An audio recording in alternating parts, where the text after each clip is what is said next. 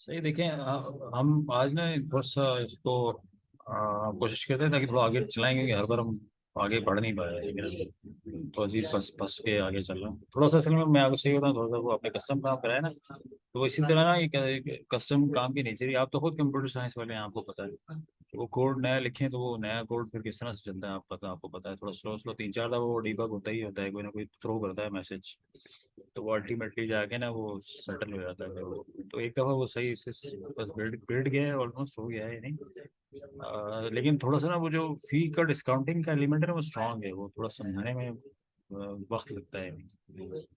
तो आगे चलते हैं, यानी कि आप अच्छा देखें, आप क्या मैं एडमिशन से पीछे से फिर वापस आऊँ या यहीं स्टूडेंट से चलाएं या एप्लीकेंट से?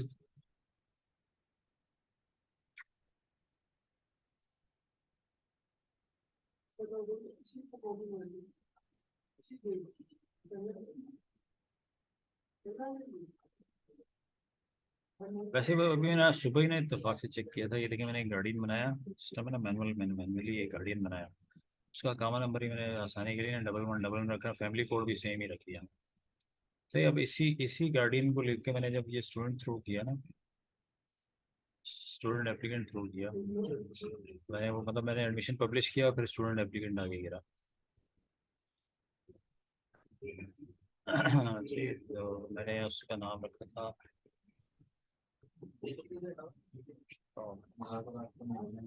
Relationship guardian.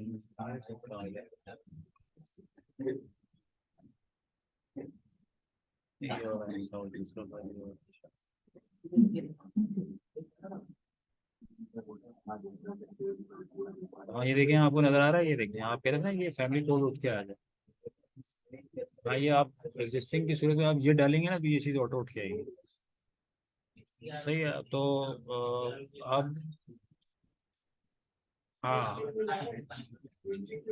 हाँ बिल्कुल बिल्कुल, वही वही चीज़ मैं असल में दिखाना चाह रहा था आपको, कि वो चीज़ ना यहाँ पे इस तरह से खुद उठ के आई है। अच्छा आप देखें, स्टूडेंट एप्लीकेंट आ गया, यानी यहाँ पे गिर गया स्टूडेंट एप्लीकेंट की आपने सारी डिटेल चेक कर ली, रिलेशनशिप एग्जिस्टिंग, ये देखें एग्जिस्टिंग वाला एलिमेंट ना पूरा हम इसी के अंदर लेकर आ गए, ये मैंने, ये एग्जिस्टिंग नहीं है, ये नया नया गार्डियन है, तो पूरा नया गार्डियन जैसे ही आप बनाएंगे और सेव करेंगे ना, तो पीछे वो गार्डियन की लिस्ट में गार्डियन बना देगा, और नेक्स्ट टाइम जब वो पुल करेंगे तो वो ऑटोमेटिकली ना इस बच्चे के साथ तो नहीं, लेकिन गार्डियन और बाकी बच्चों के साथ ना वो गार्डियन की सूरत में भी पुल होना शुरू हो, यानी वो एक रिकॉर्ड की तरह तरह पुल होना शुरू हो जाएगा।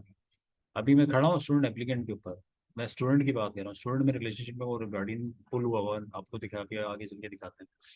तो ये नया गार्डियन एग्जिस्टिंग गार्डियन की बात नहीं हो रही, न्यू, ठीक है। इसमें सारे वो आपने सारी चीज़ें चेक कर ली हैं, सारी अटैचमेंट वगैरह चेक कर ली, आपने इसको शॉर्टलिस्ट करना है टेस्ट के बाद, यहाँ पे शॉर्टलिस्ट करना है, और लेकिन शॉर्टलिस्टिंग से पहले और टेस्ट से पहले भी वो फीस तो पे कर चुका है ना, तो वो फीस का जो एलिमेंट है ना वो आपको पता है ना मैंने किस तरह से रिकॉर्ड किया, मैं दोबारा से बताऊँ आपको। एप्लीकेशन फी, हाँ एप्लीकेशन,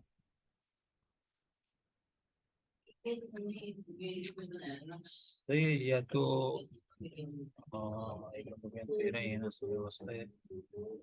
अच्छा आप यहाँ से बहरा स्टूडेंट एप्लीकेंट भी बना सकते हैं उन उन उन स्टूडेंट्स के लिए जिनकी हार्ड कॉपी आपके हाथ में, क्योंकि वो थोड़ी अप्लाई करेंगे वहाँ से।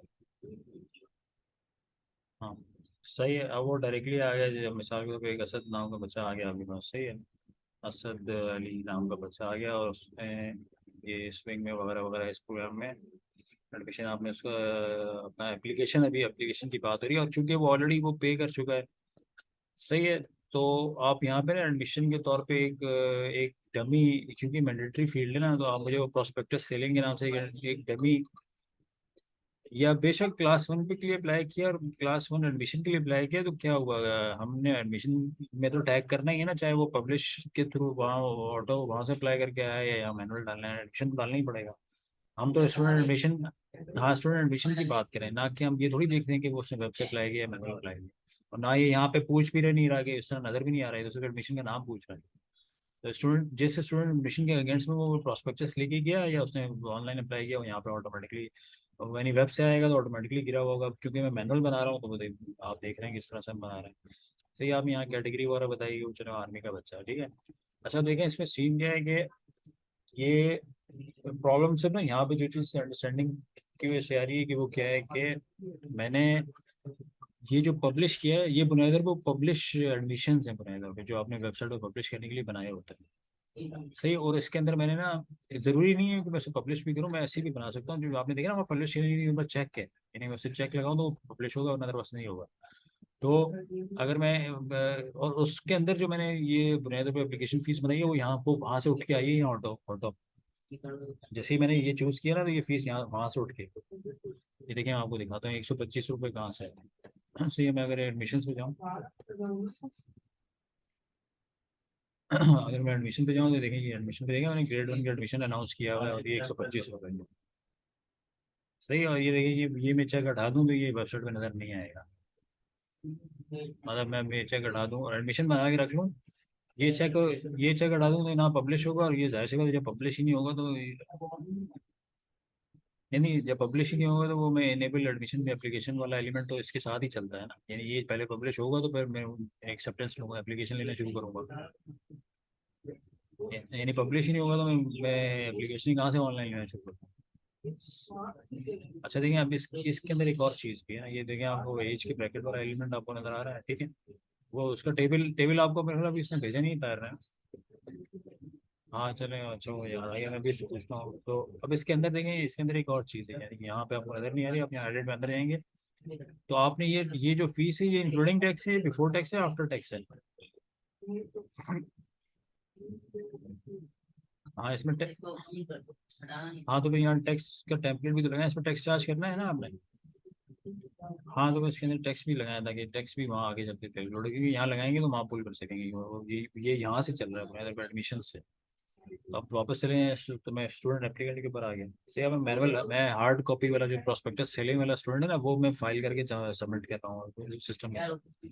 तो आप स्टूडेंट एप्लीकेंट से चलाएंगे तो आगे स्टूडेंट तक सही चलेगा एडमिशन और वो उसका itself जो स्टूडेंट है ना वो एप्लीकेंट से चलाएंगे तो सही चलेगा। डायरेक्ट स्टूडेंट बनाएंगे वो अब इस पे काम कर दिया लेकिन फिर भी एडवाइजेबल ये है कि स्टूडेंट एप्लीकेंट बनाए हर सूरत में चाहे वो हार्ड कॉपी वाला है चाहे वो वेब से अप्लाई कर रहा है। हाँ यानी एप्लीकेंट से ही उसको ड्राइव करें ठीक है जी। तो अब इसमें ये सब उसकी फीस देखा आपने वहां से उसने ड्राइव वो कराई है। अब ये चूंकि हमने टैक्स बाद में लगाया ना तो टैक्स खैर यहाँ मैनुअली भी आप लगा सकते हैं लेकिन टैक्स टैक्स भी ऑटो आता अगर मैंने यहाँ पे बाद में डिफाइन किया जबकि मैं सब पुल कर चुका था सही। उसने टैक्स वगैरह कैलकुलेट कर लिए सब इनका वो देखें मुझे वो डिफॉल्ट अकाउंट में आपने याद है हम लास्ट टाइम दो दफा डिस्कस कर चुके थे। हाँ ये डिफॉल्ट हाँ ये कैश यहाँ जाके बुक हो जाएगा बैंक इनकम यहाँ बुक हो जाएगी ठीक है। सही अब देखें अब ये बंदा तो प्रोस्पेक्टस लेके गया हार्ड कॉपी ऑलरेडी पे कर चुका है कैशियर के पास तो इसकी थोड़ी मैंने अकाउंटिंग करनी मैंने तो सिर्फ उसकी एप्लीकेशन रिसीव करनी है सही। अब ये अच्छा अब हम यहाँ तक तो रिसीव कर चुके हैं। अब मैं बुनियादी पे गार्डियन वाला एलिमेंट बना रहा था आपको दिखाता हूँ ये देखें वो 1-1 वाला मैंने रिसीव किया हुआ है ना एक बनाया हुआ आपको भी दिखाया था मैंने। तो ये देखें मैंने इसमें प्लस वो हिट लगाई उसको तो आपने देखा वो लिख कर आ गया वो। हाँ ये मैं बिल्कुल आपको कंफर्म करवा देता हूँ यहाँ पर ये देखें गार्डियन लिस्ट में देखना इसको इसका फैमिली कोड और वो जो मैंने सेम ही रख लिया अपने मैं सुबह जब काम कर रहा था। और ये देख रहे हैं ये हमजा नाम है उसके फादर का एक तरह से यानी जिसका कामा है ये जो गार्डियन है उसका कामा नंबर और फैमिली कोड मैंने खुद ही मैनुअल एक ही सेम 1-1 डाल दिया था। ये देखें ये मैंने यहाँ डाला तो ये लेकर आ गया ठीक है। तो अब हम इसे सेव करेंगे तो अब जो यानी जो चीज़ समझने वाली है वो यहाँ पे वो क्या है कि मैं फीस तो नज़र आ रही है लेकिन मैंने फीस रिकॉर्ड नहीं करनी क्योंकि वो ऑलरेडी पेड है वो ऑलरेडी बंदा पे करके जा सकता।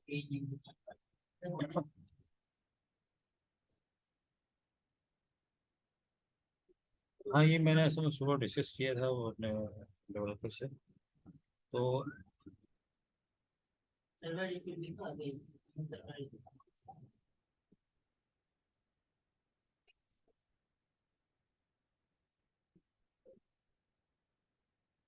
नहीं नहीं, कुछ नहीं नजर आएगा आप ही कमाल करें तो कहीं कोई नजर नहीं आएगा यहाँ नजर आ रहा है नजर तो ये पेड की सूरत में भी आएगा जिस बंदे ने ऑनलाइन पेमेंट की है और आपको और प्रोस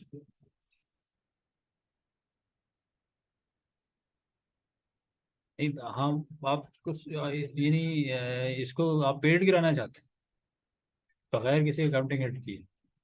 क्योंकि मैं देखिए,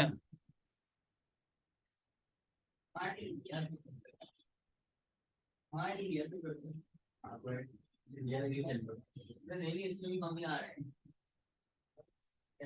तो देखे ना, जीरो कर दिया है। सही हो, ये टैक्स टैक्स निकाल दें, क्योंकि जब जीरो ही है तो टैक्स निकाल ही दें, तो क्या टैक्स टैक्स निकाल दें, जीरो कर दें। सही, सही, मैंने सेव कर दिया इसको ये। अब अप्रूव कर दें इसको, एक मिनट रुकिए, मैं रिफ्रेश करूँ, ये सेव हुआ नहीं है ये क्या।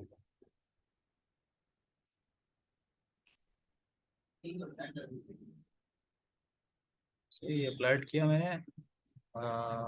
ये अगर मैं सेव कर दूँ, तो मैं इसको सेव कर दूँ तो ये सेव हो जाता है। नहीं असल में मैं यही बता रहा हूँ, ये सेव नहीं होता जीरो के साथ। ये फीस रहेगी और ये पेड है, यानी आपको यहाँ पे ये चीज देखकर ये इसको यूं समझे ना कि ये पीओएस से, पीओएस पे से प्रोस्पेक्टस के लिए 125 रुपये दिए थे उसने आपको। तो इसको पेड गिराना है, वो कैसे गिराना है वो देखें आप। सही, मैंने अप्रूव किया इसको, ये स्टूडेंट अप्रूव हो गया। अब हमने वो ये मैं शॉर्ट लिस्ट करूंगा तो ये शॉर्ट लिस्ट के साथ ये रोकता नहीं है आपको, लेकिन आप कोई डिटेल वगैरह डालें कि भाई आप पास फेल हो गए, जो भी यहाँ आपने सिर्फ डिस्क्रिप्टिव डिटेल डालनी है, शॉर्ट लिस्ट करनी है। शॉर्ट लिस्ट का स्टेटस सिर्फ आपको इनरोलमेंट का ये सिर्फ इन तमाम बहुत सारे लोगों में से ये वाला स्टेटस सिर्फ आपको ये बताता है, अगर आप इस पर क्लिक कर लें तो ये बताता है कि ये तमाम बच्चे वो हैं जिनको हमने आगे इनरोलमेंट की तरफ लेके जाना है। ये देखिए, मैंने इस पर क्लिक किया ना तो ये फिल्टर लग गया। तो अब आपको बहुत सारे बच्चों में से, यानी आपके 5,000 बच्चों में से आपसे ये क्लिक करेंगे तो सिर्फ वो हो सकता है वो 500 या 700 800 1000 बच्चे आ जाएं सामने, जिनको आपने आगे लेके जाना है हर ग्रेड और हर क्लास के लिए। और आपको फिर वन बाय वन यूँ आप तेजी से आप फिर वन बाय वन क्लिक करेंगे और आगे जिस क्लास में से एनरोल करना है यहाँ से एनरोलमेंट पे ले जाएंगे। आप समझे? अच्छा, अभी तक आपने अभी तक हमने सिर्फ एप्लीकेशन फी उससे ली और उसने पास किया, और हमने उसकी एप्लीकेशन फी के बाद उसको अप्रूव करके शॉर्टलिस्ट कर लिया। अब हम उसको कहेंगे कि भाई अपनी एडमिशन फीस दो, इससे पहले कि हम एनरोलमेंट करें, जो आपका सवाल था लास्ट। सही है, तो अब देखें अब होगा क्या कि मैं इनरोलमेंट तो जब करता हूँ ना, तो देखें मैंने इनरोलमेंट का बटन दबाया, उसने मुझे स्टूडेंट थ्रो करके इनरोलमेंट के फॉर्म पे लाके खड़ा किया, मैंने अभी इनरोलमेंट की नहीं है। आप समझें, यानी ये स्क्रीन पे यहाँ पे इस तरह से विंडो पे ये खड़ा हुआ है, और ये आप यूँ बाहर करेंगे, बाहर क्लिक करेंगे तो आप ये प्रोग्राम इनरोलमेंट पे आगे खड़ा है, जो कि अनफिनिश्ड अनसबमिटेड यानी नॉट कंप्लीटेड फॉर्म है। इस पे अभी आपने काम करना है, इनरोलमेंट करनी है, इनरोलमेंट अभी हुई नहीं है।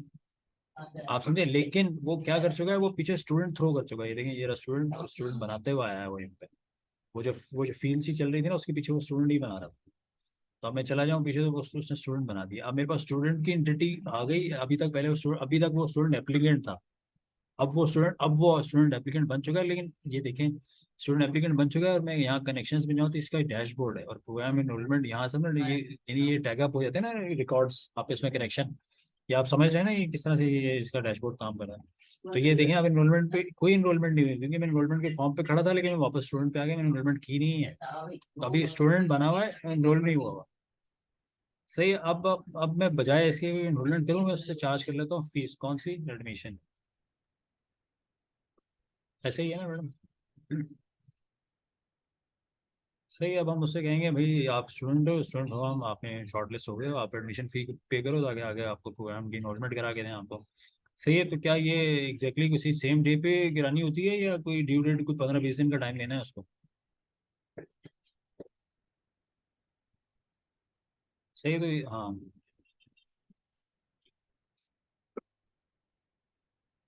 हाँ भाई, ये ड्यू डेट आप, हाँ वो 15 दिन प्लस करके ना डाल दें, इस तरह मैंने ये देखें 15 दिन प्लस करके डाल दिया, ठीक है। तो ये मैंने 20 दिन डाल दिए। अब ये मेरा स्टूडेंट है, स्टूडेंट की आईडी देखा आपने, खुद जनरेट हुई है, हमने कुछ नहीं किया। जैसे ही वो एनरोलमेंट पे चलेगा, प्रोसेस होगा, ये आईडी खुद जनरेट होगी और ऑटो जनरेट होगी, और वो नंबर ऐड करता रहेगा, ठीक है। सही है, अब आप प्रोग्राम आप बताएंगे, लेकिन इनरोलमेंट अभी भी इनरोलमेंट हम नहीं कह रहे, हम सिर्फ फीस के लिए प्रोग्राम बता रहे हैं कि कौन सा प्रोग्राम में एग्जैक्टली उस बंदे को हमने कराना है, स्टूडेंट को, ठीक है। और कोई बाकी चीज़ें बताने की जरूरत नहीं है यहाँ पर। फीस स्ट्रक्चर बेस वो एडमिशन फी का एलिमेंट में गिराऊंगा, जिसके ऊपर मैंने एग्जैक्टली उसको एडमिशन चार्ज करना है। अच्छा देखिए, अब इसमें ये चीज़ है क्या चीज़, यानी इस चीज़ को समझने के लिए हम चले जाते हैं। ये तो बहुत सारा एलिमेंट है, लेकिन मैंने तो सिर्फ fees structure, admission fees charge करनी है। तो मैं, ज़रूरी नहीं कि मैं उसको।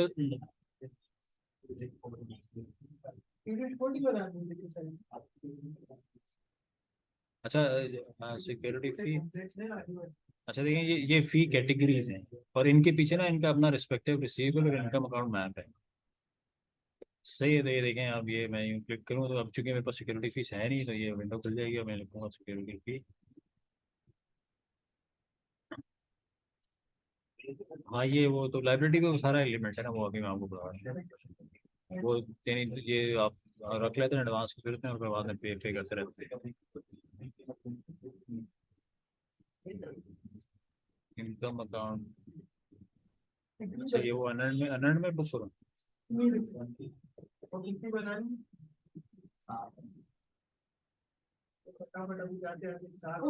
हाँ, किसी भी लाइब्रेरी अकाउंट में पे कर लें।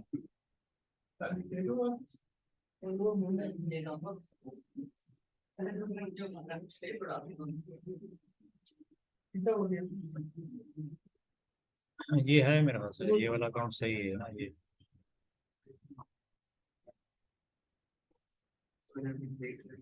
ये लाइब्रेरी अकाउंट ही है। ये नंबर 2 वाले जो है ना, नंबर 2 वाले ये लाइब्रेरी अकाउंट।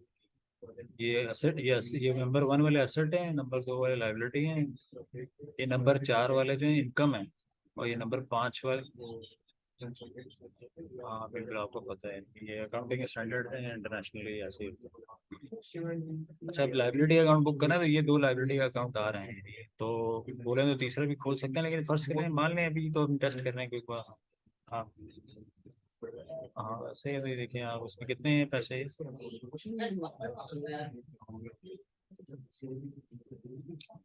पे टैक्स, इन दोनों पे टैक्स भी लेना है। सही। अच्छा थे, आप सोचे हम कहाँ खड़े हैं, मैं दोबारा रिपीट करता हूँ। मैं हमने एप्लीकेंट को पास कर लिया, शॉर्टलिस्ट कर लिया, तो मैंने एनरोलमेंट के पुश किया बटन, लेकिन मैंने एनरोलमेंट नहीं की क्योंकि मैंने एडमिशन फीस और सिक्योरिटी फीस लेनी है उससे, उसकी एनरोलमेंट से पहले। सही है, तो मैंने अभी इन्वॉल्वमेंट की और मैंने स्टूडेंट पे खड़े होके स्टूडेंट के डैशबोर्ड से फी का बटन दबाया, तो वो सब फी के फॉर्म पे आगे गिर गया। और अब वो, मैं क्या कर रहा हूँ, मैं इसको बुक करता हूँ वही फी रिसीवेबल में और इनकम एक अकाउंट में, और मैं जब ये नीचे एडमिशन फी, ये हकीकत में तो पीछे ऊपर आइटम के साथ ही मैप है, लेकिन ये यहाँ पर डिफॉल्ट में चला, हम ये मैं डिफॉल्ट में ये गिरा था, पता कि आपको बार बार ना करना पड़े। और ये देखिए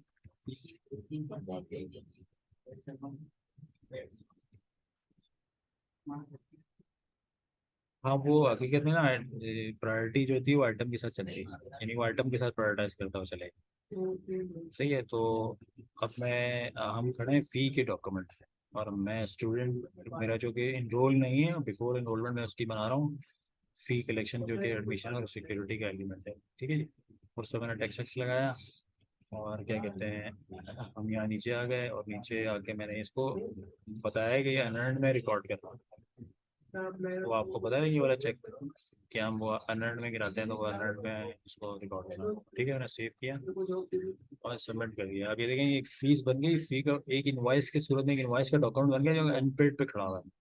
अब ये सारे आप स्टूडेंट के लिए आपने ये वाले डॉक्यूमेंट बनाने हैं, और होना होना क्या है, होना ये है कि आपके मैसेज आए आपकी ईमेल के ऊपर, कैशियर की विंडो के आगे आगे वो खड़ा हो जाएगा बंदा, ऐसे ही है ना, वो वहाँ आगे खड़ा हो जाएगा। सही है, और वो कैशियर के बाद ये वाला बटन होगा, ये वाले बटन से कैशियर खुलेगा, जी आपका नाम क्या है, तो बोलेगा मेरा नाम, मैं क्या नाम।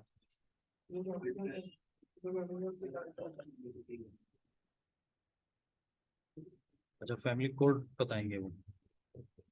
फैमिली कोड में यहाँ लिख रहा हूँ, मतलब मुझे यहाँ लाना पड़ेगा, और उसको मैं फिल्टर बना दूंगा। ठीक है, वो मैं थोड़ा सा अभी। हाँ।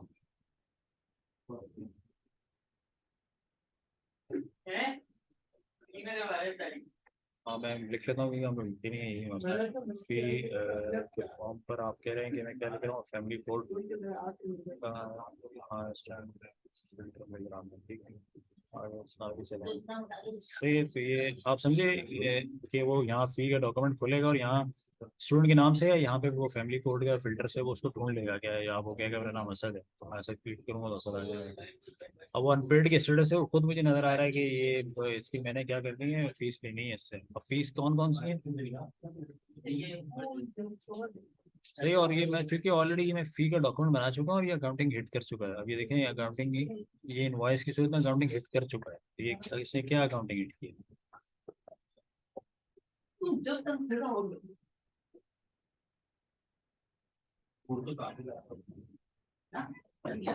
हमने ये हमने ये दो किया ना, ये देखें, ये मेरी सिक्योरिटी है। हाँ, ये मेरी सिक्योरिटी और ये मेरी क्या है, ये मेरी एडमिशन एडमिशन और ये मेरा टैक्स। ये रिसीवेबल है, लेकिन वो अभी उसने पार्क कहाँ किए हैं। हाँ, ये देखें, ये दोनों सेम अकाउंट है, ये दोनों सेम अकाउंट है, लेकिन ये अलग अलग क्यों पार्क हुए हैं, क्योंकि ये टोटल फीस है और ये टोटल टैक्स है। समझ गया आप? और ये दोनों मिलके ये बना रहे हैं। तो अलग अलग आइडेंटिफाई करने की जरूरत इसलिए थी कि क्योंकि हमने टैक्स को अलग रिकॉर्ड करना होता है ना, वरना वो अगर हम कपल कर दें तो वो मसला हो जाएगा। ठीक है। तो ये इसके अकाउंटिंग है, वो साजिद साहब खैर चलें कल दोबारा बता देंगे, वो मसला है कल परसों। तो आगे चलें। सही, अभी अब वो साहब उन्होंने आइडेंटिफाई कर लिया, असद साहब आ गए और असद साहब की मैंने पेमेंट ले ली। तो अच्छा, ये देखें, ये यहाँ से तो आपसे देखेंगे, ये व्यू है, व्यू का बटन। अगर अगर हाँ, अगर कोई पेमेंट बनी हुई है तो पेमेंट पे क्लिक करेंगे तो वो पेमेंट, इसकी अगर कोई पेमेंट बनी हुई है तो आपको पेमेंट पे ले जाएगा। तो देखिए, ये पेमेंट भी ले गया और कह रहा है यहाँ तो कोई पेमेंट नहीं है। आपको पेमेंट नजर आ रही है, कोई पेमेंट नहीं है, लेकिन आप पेमेंट बना लेंगे ना तो यहाँ से मैं बना लूंगा तो फिर यहाँ से पेमेंट पे जाऊंगा तो वो रिस्पेक्टिव पेमेंट पे लेके जाएगा मुझे। अच्छा देखिए, अब इससे पहले कि हम पेमेंट बनाए, आपने बनाया था रिकॉर्ड इनकम करनी है। ये रिकॉर्ड इनकम वाला ना है, ये असल में वो कह रहा है कि आप पहले इनवॉइस बना रहे हैं, फिर रिकॉर्ड इनकम कर रहे हैं उस अनअर्न्ड में से इनकम निकालने की, क्योंकि वो, हाँ वो, जी हाँ, अब यानी असल में जो अकाउंटिंग के टाइम है ना, रियलाइजेशन ऑफ इनकम हो रही है, यानी रेवेन्यू रिकग्निशन हो रही है, रेवेन्यू रिकग्निशन। आप समझते हैं रेवेन्यू कि आपने रेवेन्यू डिक्लेयर तो कर दिया कि ये इससे लेने हैं, अब वो आके उसने आपके हाथ में पैसे थमा दिए तो रेवेन्यू रेवेन्यू रिकग्नाइज हो गया ना। सही है, तो आप इसको वन बाय वन भी कर सकते हैं, यानी मैं सिर्फ चाहूँ तो मैं सिर्फ एडमिशन फी को कर लूँ, बाद में सेकंड टाइम भी इसको भी कर लूँ। लेकिन चूंकि ये तो मेरे ख्याल से एक साथ ही वन वन टाइम जॉब है ना ये तो। हाँ, तो मैंने वन टाइम जॉब तो आपसे भी अपडेट कर दें। अभी देखें, अब आपने सिर्फ अभी कैशियर ने रेवेन्यू रिकग्नाइज की कि मैंने पैसे पकड़ लिए, पैसे मेरे हाथ में आ गए। तो इसमें इस वो देखिए, यहाँ पे जो तीसरा रिकॉर्ड इनकम का एलिमेंट था ना, वो चला गया। हाँ, सही है। अब उसने कुछ किया है, उसने कुछ अकाउंटिंग पे जाके ना हिट लगाई, लेकिन पहले अकाउंटिंग कैसी थी और अब कैसी हो गई। हाँ देखें, हाँ ये देखें, यानी पहले अकाउंटिंग यहाँ तक थी ना, यहाँ तक। अभी हम डिस्कस करके गए ये और ये। अब उसी का उसी डॉक्यूमेंट के अंदर उसने ना ये एंट्री और कर दी।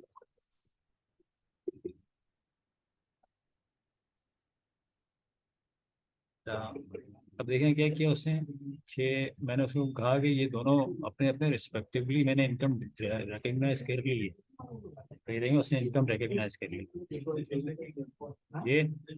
और आप कह रहे थे ना कि उसको एडवांस लाइबिलिटी में बुक करो, से क्रेडिट में लाइबिलिटी में बुक हो गया, इनकम या लाइबिलिटी में, इनकम में बुक हुआ ये लाइबिलिटी में बुक हुआ।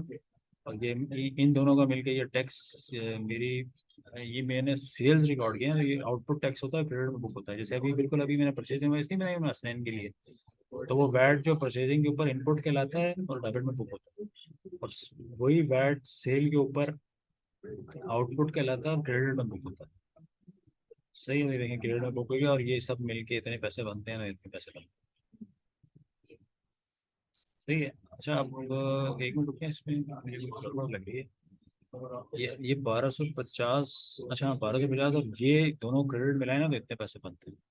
हाँ, तो वही मुझे लगा कि इससे एक्सीड कैसे हो गया, तो इससे एक्सीड इसलिए हो गया कि ये वाला अमाउंट टैक्स और टोटल रेवेन्यू रिकग्निशन मिलाएं तो ये बनता है, तो टोटल लाइबिलिटी देंगे, ये दोनों अकाउंट लाइबिलिटी हुए थे ना, तो लाइबिलिटी खत्म हो गई। यानी जो ये वाला एलिमेंट आप समझ रहे हैं, लेकिन ये पहले हमने इन एक अनअर्न्ड, हाँ लाइबिलिटी में बुक किया हुआ था उसको, और ये लाइबिलिटी नॉक ऑफ मार के खत्म कर दी। ये डेबिट क्रेडिट में थे पहले भाई, तो ये इस सेम अकाउंट डेबिट में मैंने गिराया तो ये वाला एलिमेंट फौत हो गया और असल जगह पे बुक हो गया जहाँ बुक होना चाहिए था। ये 3 चीज़ें असल जगह बुक हो, ठीक है। अब ये कहाँ कौन से बटन से हुए हैं? ये रिकॉर्ड इनकम के बटन से हुए हैं, जो कि अब यहाँ पे मौजूद नहीं है, क्योंकि मैं ऑलरेडी पेमेंट रिकॉर्ड इनकम कर चुका हूँ। सही, लेकिन अभी तक मैंने पेमेंट हकीकत में रिकॉर्ड नहीं की, जो कैश और बैंक की सूरत में जो कि मेरे अकाउंट में गिर रहे हैं, वो अभी तक बुकिंग नहीं हुई इसकी। आप समझे, अभी सिर्फ रिकॉर्ड इनकम हुई है जो मैंने अनअर्न्ड उससे इनकम के रिस्पेक्टिव लाइबिलिटी अकाउंट से इनकम और लाइबिलिटी के रिस्पेक्टिव अकाउंट में बुकिंग की। अब मैं एग्जैक्टली इनको पुल पे उठाऊंगा और ये थ्रो करूंगा, तो मैं ये मुझे पेमेंट के फॉर्म पे ले जाएगा, और जो कैशियर बैठा हुआ है वो कैशियर अपना नाम लिखेगा कि मैं मुदस्सिर बैठा हुआ हूँ।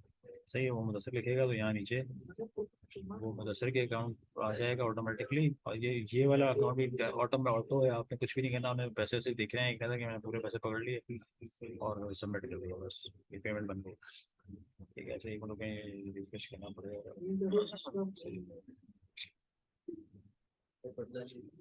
ठीक है, अब ये पेमेंट बन गई।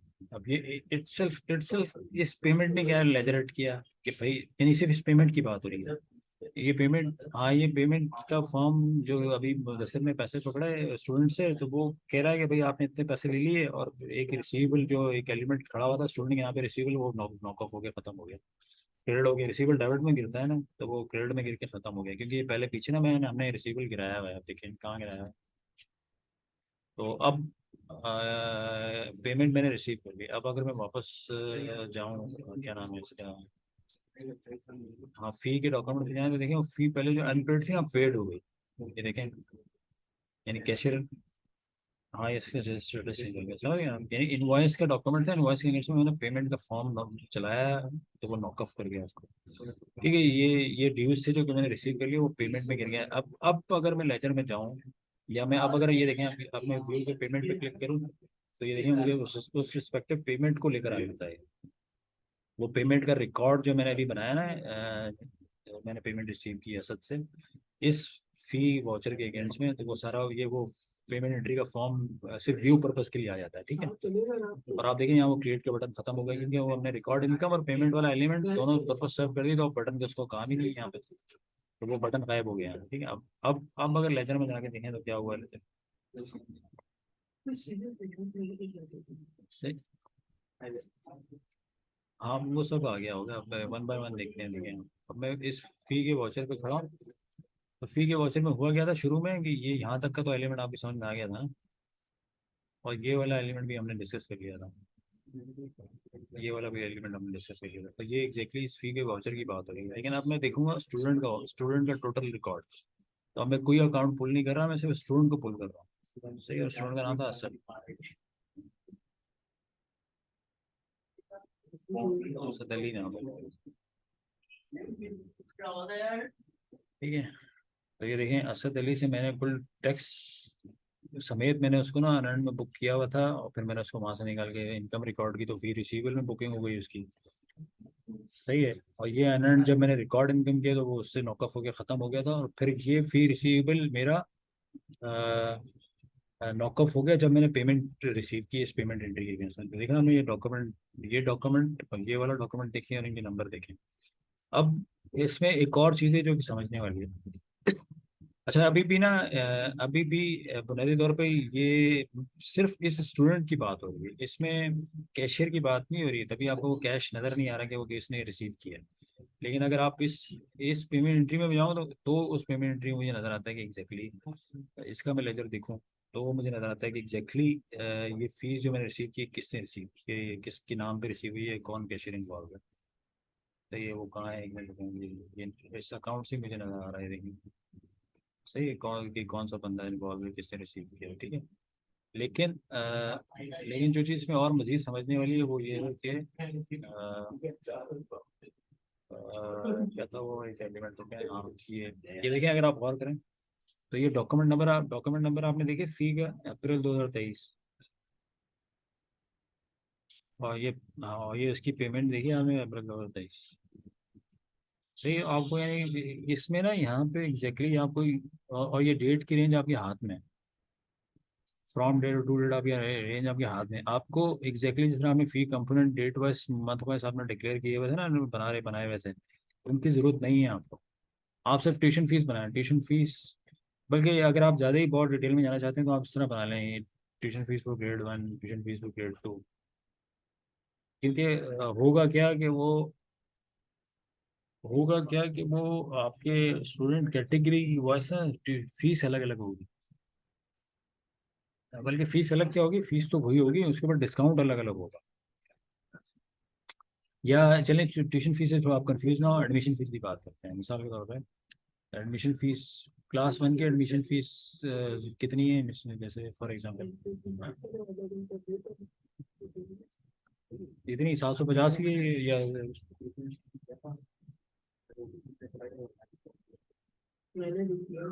अच्छा अच्छा। हाँ तो नहीं, बल्कि आपको इसकी भी जरूरत नहीं, बस आप एडमिशन फी के नाम पे फी कैटेगरी बनाए हैं, ट्यूशन फी के नाम से कैटेगरी बनाए, सिक्योरिटी फीस के नाम से कैटेगरी, हर अलग यूनिक टाइटल के नाम से कैटेगरी है। उसको क्लास से भी, उसको ईयर वियर से किसी से भी मैच करने की जरूरत नहीं है, ना उसको मंथ वाइज बनाने की जरूरत है। बस आप एक यूनिक, बस आप ट्यूशन फी का नाम लिखें, ट्यूशन फी खत्म, उसके पीछे इनकम और रिसीवेबल अकाउंट मैप हो जाएगा।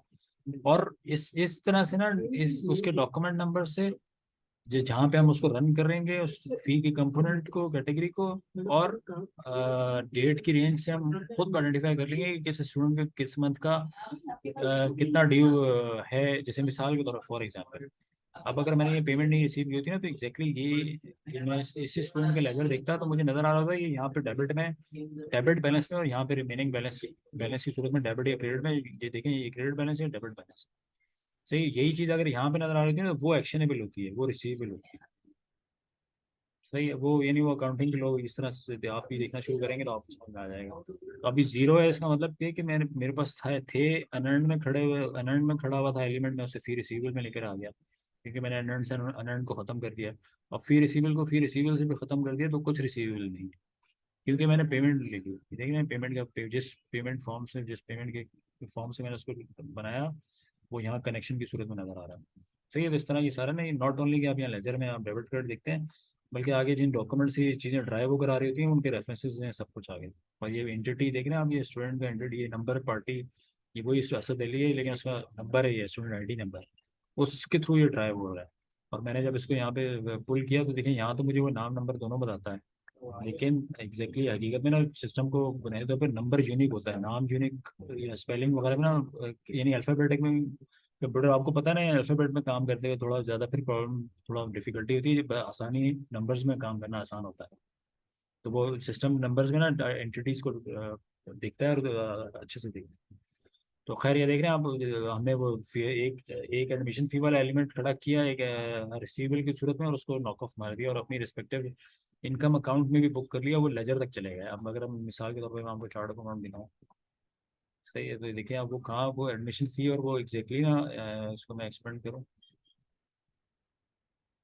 तो ये एग्जैक्टली मेरा जो एडमिशन फ़ी वाला एलिमेंट है, वो देखें आपको नजर आया है, एडमिशन फ़ी 750 रुपये क्रेडिट में मेरी इनकम में बुक हुआ, मैं चार चार नंबर मेरा इनकम, आप देखें ना, ये यहाँ तक आ गया। और वो दूसरा 500 रुपये जो थे मेरे, वो कहाँ पे बुक किए मैंने, शायद इसके अंदर बुक किए हैं, पहले से भी शायद बुकिंग थी।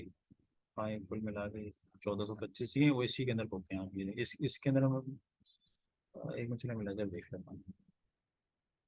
लेजर में 500 मैंने नहीं, वो सर वो तो लाइबिलिटी ही थी, वो हम आपको याद है, वो लाइबिलिटी में बुक हुआ है ना, मतलब लाइबिलिटी वो हमने एडवांस बुक किया, मैंने लाइबिलिटी में बुक किया, मैं हाँ हमने तो वापस करना है ना वो तो कल को।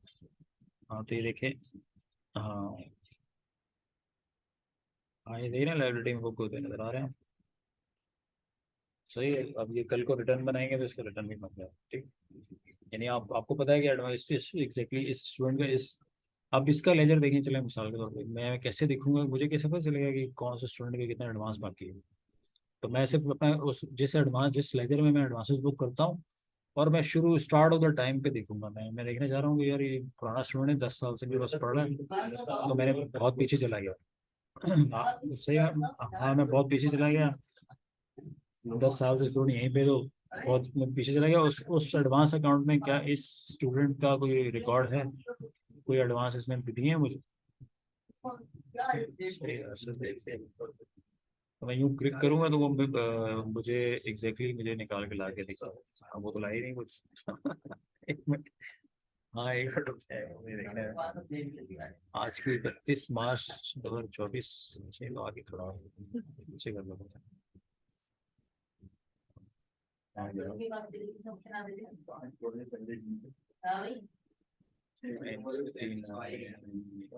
लेजर में तो है, अगर बाहर अलग एक मिनट में इसको रिफ्रेश करता हूँ।